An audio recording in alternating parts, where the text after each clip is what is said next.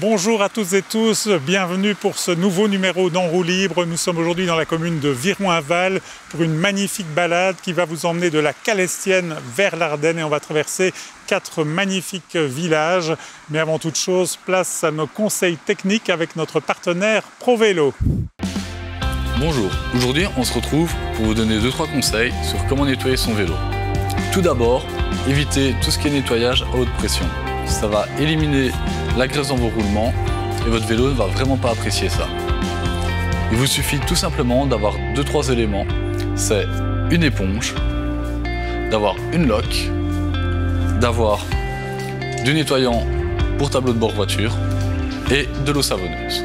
Commencez tout d'abord par éliminer le plus gros de la saleté avec l'éponge et l'eau savonneuse. Évitez évidemment de passer sur les bandes de freinage avec l'eau savonneuse, sinon votre vélo ne freinera plus correctement après. Et ensuite, finissez le vélo avec le nettoyant pour tableau de bord.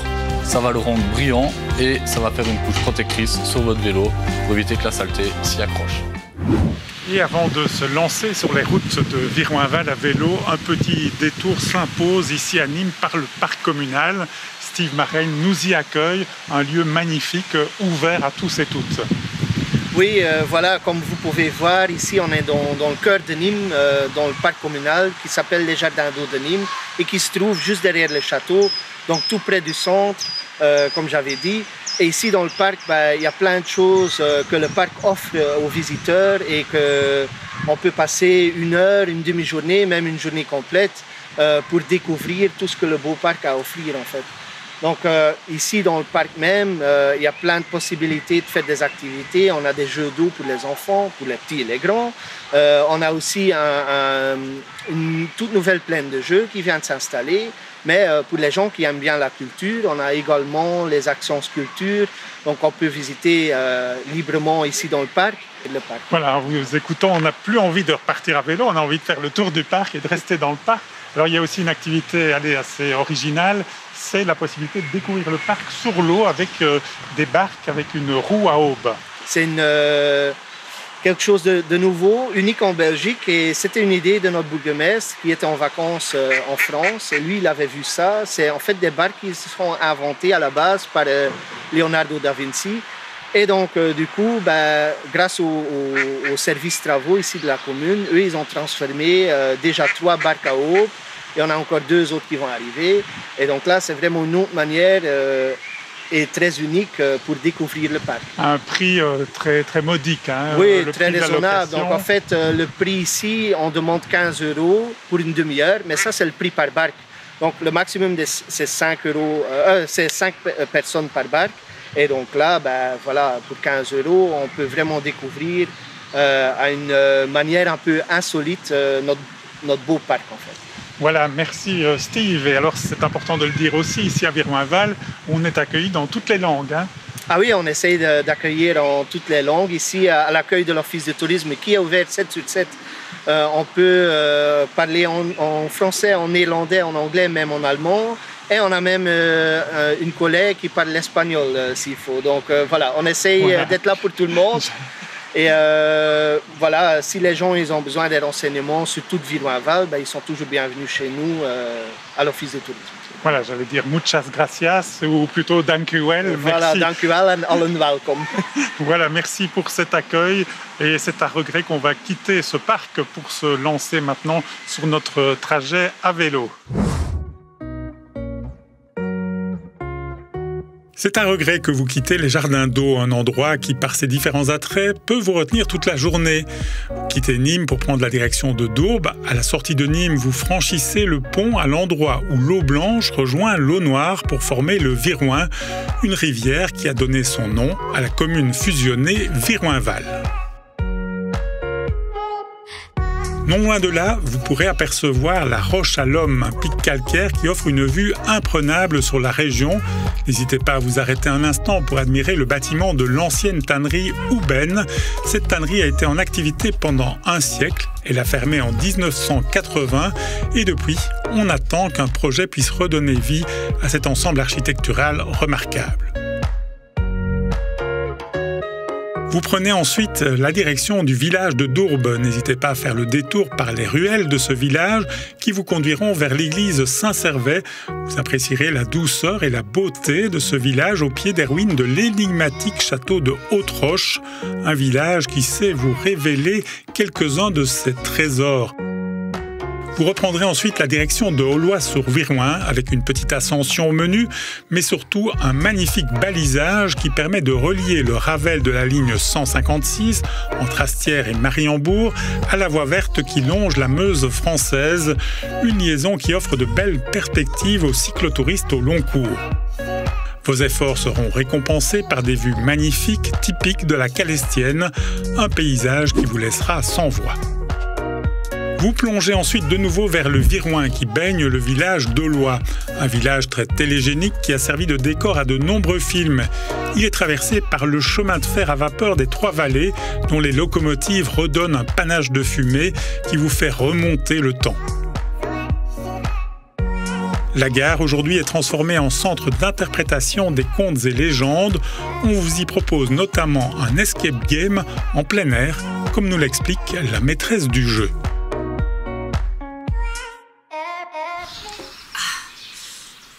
Nom d'une purée de pois. Mais ma parole, j'ai une bosse. Quelle est l'abruti qui m'a mis un coup sur la tête? Ça, c'est encore un coup de Bébert le fric-fraqueur. Et Bébert le fric-fraqueur, ce n'est pas moi, mais je vous interromps, Muriel Dessois. On s'arrête ici à la gare d'Aullois et vous proposez un timer game. De quoi s'agit-il ? Aujourd'hui, je suis Fernande, colporteuse. Un timer game, c'est sur le principe de l'escape game, un jeu d'extérieur non plus cette fois-ci.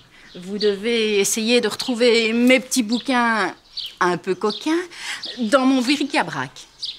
Voilà, vous me donnez envie de les chercher, ces bouquins coquins. C'est une activité que vous avez dû adapter aussi pour l'extérieur, parce que ce n'est pas évident pour le moment d'accueillir les visiteurs à l'intérieur du bâtiment. Nous l'avions déjà conçue comme ça l'année passée, et donc nous la proposons évidemment parce que c'est un plus, puisqu'on ne sait pas ouvrir le légendaire normalement pour l'instant.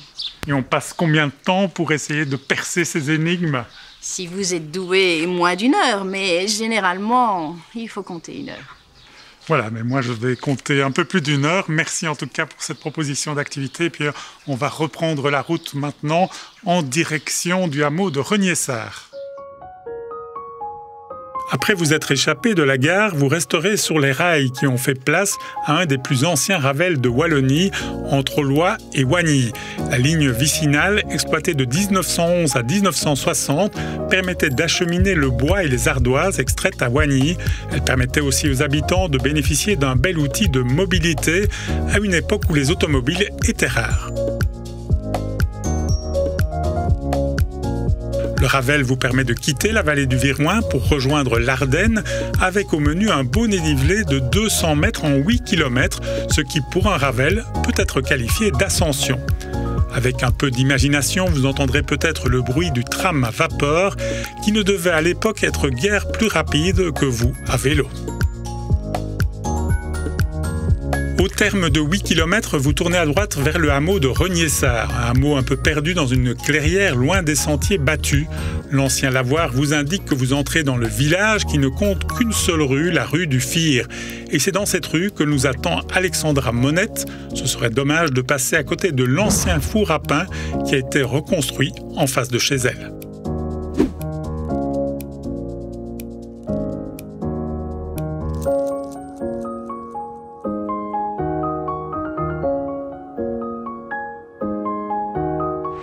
Et bien voilà, on vient de faire une dizaine de kilomètres sur ce Ravel qui est quand même un petit peu pentu et on arrive ici dans le magnifique hameau de Reniessart. On retrouve Alexandra Monette au pied d'un four ici dans ce hameau. Alors petite explication sur cette étonnante construction. En 2011, le four à pain à l'ancienne a été reconstruit. Ce sont des jeunes du monde entier qui sont venus participer au chantier. C'est un four qui existait à quelle époque ? C'est un four qui n'était pas situé ici, qui était situé, je pense, à Wagny. Et donc, ce sont les anciens propriétaires qui l'ont donc réintroduit ici. Alors, est-ce qu'il y a des activités qui s'organisent autour de ce four ? Oui, il y a des activités.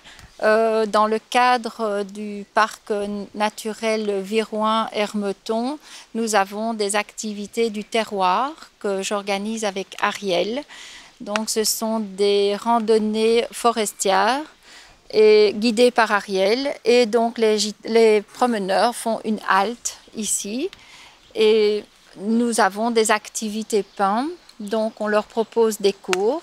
Ça va du pétrissage à la cuisson. Et ensuite, ils peuvent déguster une assiette dînatoire avec tous les produits régionaux. Voilà, vous nous ouvrez l'appétit ici dans ce hameau qui est magnifique, qui mérite d'être traversé aussi. C'est un endroit... Un petit paradis forestier. Combien d'habitants dans ce hameau? Je pense une vingtaine. Voilà, merci de nous avoir accueillis. Le pain n'est pas encore prêt là, je pense. Non, pas encore. Le four est en train de chauffer.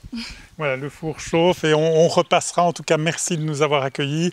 Bien maintenant, on va redescendre vers Nîmes sur une route qui vient d'être refaite. Donc, on se laissera glisser tout doucement pour retrouver le départ de notre promenade. La magie de ce hameau mérite que l'on s'y attarde tout en respectant la quiétude du lieu hors du temps. Vous pourrez admirer la chapelle Saint-Antoine et vous poser tout près du deuxième lavoir.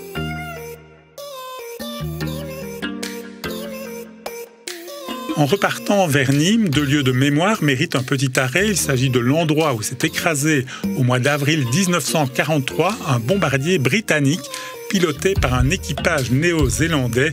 Les 7 membres de l'équipage y laisseront la vie. Un peu plus loin, une stèle rappelle aussi l'intense activité de la résistance dans cette région. Plusieurs faits d'armes s'y sont déroulés. Ce sont les souvenirs de ces héros que vous emporterez avec vous tout au long de la magnifique descente qui vous ramène vers Nîmes par une route qui est aujourd'hui un véritable billard. Vérifiez bien vos freins.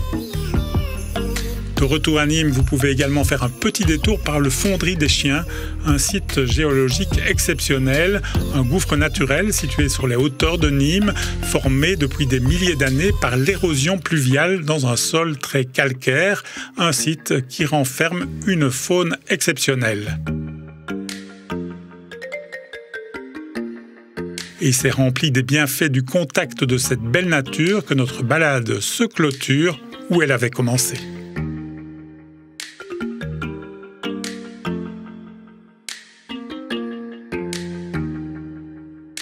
C'est dans le parc communal que se termine notre balade, là où elle avait démarré. N'hésitez pas à rejoindre cette commune de Viroin-Val. Elle a plus d'un trésor à vous faire partager. À très bientôt pour un autre numéro d'En roue libre.